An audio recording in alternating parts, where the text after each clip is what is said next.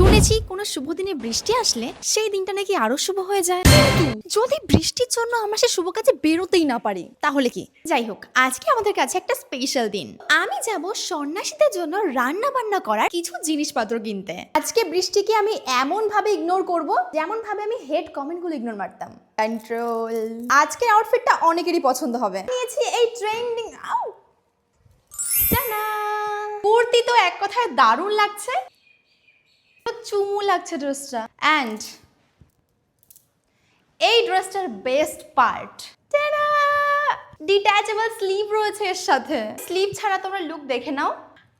What तुम्हें कोई हक नहीं बनता कि तुम इतनी खूबसूरत दिखो। Not fair.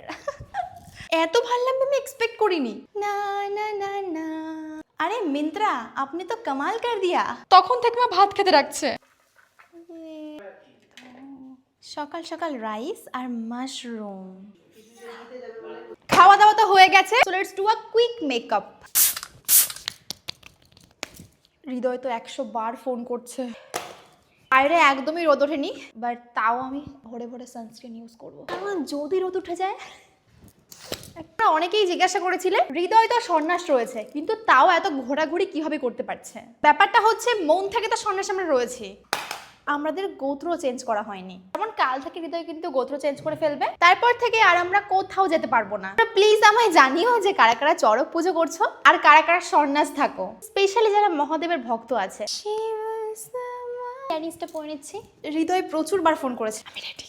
তো এটাই হচ্ছে আমার ফাইনাল লুক। আমি লিংক দিয়ে দেবো, একবার ট্রাই করতে পারো। প্রথমেই বেরিয়ে পড়লাম হৃদয়ের বাড়ির উদ্দেশ্যে। দেন ওখান থেকে কাকিমার দেওয়া তরমুজ খেয়ে আমার এই সুন্দর আউটফিটটা দেখছিলাম, মানে আজকে স্পেশাল দিনের জন্য একটা স্পেশাল আউটফিট। তারপর গেছিলাম হবু বড় পিসির বাড়িতে, মানে বুঝতেই পারছো হৃদয়ের পিসি বাড়িতে। দেন ওখানে কিছুক্ষণ বসে গল্প করে চলে গেছিলাম বাজারে। না শুধু আমরা যাইনি, আমাদের সঙ্গে গেছিল একটা ঠাকুমা আর ঠাকুরদাদা। কারণ দেখো এত শুভ কাজে যে বাসনপত্রগুলো লাগবে সেগুলো আমার মনে হয় সবাই ভালো করে দেখে পছন্দ করে নেওয়াই ভালো। ফাইনালি মহাদেবের জন্য আর সন্ন্যাসীদের জন্য কিছু করতে পেরে আমার মনটা আলাদাই খুশি হয়ে গেছিল। আর বাড়িতে গিয়েই আমি আর মা ভালো করে পুজো করে নিলাম। আর কিছুক্ষণ পরে সকল সন্ন্যাসীরা পাট ঠাকুর নিয়ে আমার বাড়িতে পৌঁছে গেল। আজকে রাতটা সবাই আমার বাড়িতেই থাকবে। আর আমরা আগে থেকে জিজ্ঞাসা করে নিয়েছিলাম যে কখন কি খাবার খাবে। তো সবার কথা মতোই প্রথমে দিয়েছিলাম মুড়ি মাখা আর চা। সন্ধ্যা আরতি কমপ্লিট করে সবাই খাওয়া দাওয়া করে নিল। আর আজকে রাতের খাবারের জন্য তোমরা এক কথাই বলতেই পারো যে সবাই আমার কাছে ভালোবেসে আবদার করেছিল যে ফ্রাইড রাইস আর আলুর দম খাবে। আর সবাই কিছু খেতে চাইবে আর আমি খাওয়াবো না, এটা কিভাবে হয় বলো তো? আর রাতে সন্ন্যাসীদের নাচ গান অনেক কিছুই দেখলাম।